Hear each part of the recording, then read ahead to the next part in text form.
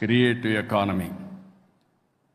ఏది చూసినా మీరు చేసే పని డిఫరెంట్గా చేయడమే, లేకుంటే 10 మందికి అర్థమయ్యే విధంగా సొల్యూషన్ ఇవ్వగలిగితే, యూస్ కేసెస్ తయారు చేయగలిగితే ఫ్యూచర్ దీనికి ఎంతో ఉంటుంది. ఇది చూసినప్పుడు నాకు అనిపించింది, మొన్ననే క్రియేటివ్ ఎకానమీలో 2 సిటీస్ని క్రియేట్ చేస్తున్నారు.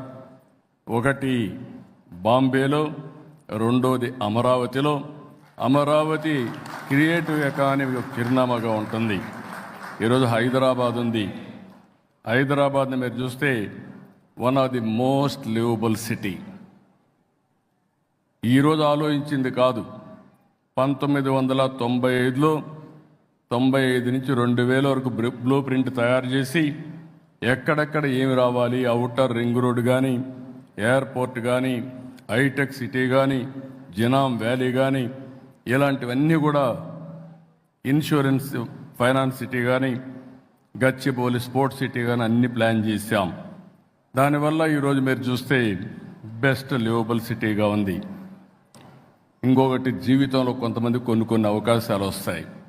భగవంతుడు ఆ అవకాశం నాకు ఇచ్చాడు మీ అందరి ఆశీర్వాదాలతో. అదే ఒకప్పుడు హైదరాబాద్, ఇంకొక సిటీని తెలుగు జాతికి అందించే అవకాశం అమరావతి అని చెప్పి కూడా నేను మీకు తెలియజేస్తున్నా. భారతదేశంలోనే కాదు, ప్రపంచంలోనే ఏ టాప్ సిటీస్ ఇండియాని చూస్తే 1 and 2గా అమరావతి, హైదరాబాద్ ఉంటాయని చెప్పి కూడా మీ అందరికీ చేస్తున్నా. అది తెలుగువారి శక్తి, అది ఉండాలని చెప్పి నేను మనస్ఫూర్తిగా ఆకాంక్షిస్తున్నా.